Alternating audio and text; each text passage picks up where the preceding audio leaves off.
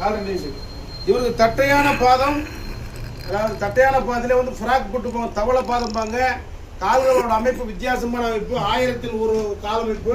இந்த கால் இருக்கவங்க இதுக்கு தகுந்த மாதிரி செருப்பு தைச்சு போடணும். இல்லை மாதிரி இந்த வாரி செருப்பு தான் தைச்சு போடணும். காலை படக்குங்க, கேட்டுங்க, பக்கத்தில் வாங்க. காலம்படக்கு இந்த கால் ரொம்ப தட்டையாக இருக்கனால அவருடைய வந்து வெயிட்டானது அதாவது கால் விட்டு வெளியே, காலை விட்டு வெளியே போய் விழுவும். அதாவது பேலன்ஸ்.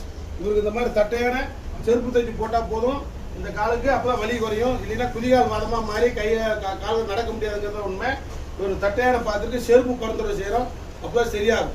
அதிலே கொஞ்சம் புதிய உயரமாக வச்சு போடணும். என்னண்ட ஹில்ஸ் போட்டிங்கன்னா சரியாயிடும். எல்லாருக்கும் மாதிரி காதல் கிடையாது, வித்தியாசமான கால்கள் பாதங்களுடைய ஒரு நபர் இருக்கு. அவருக்கு உண்டானது செருப்பு தைச்சு போடுறது இருக்குமா.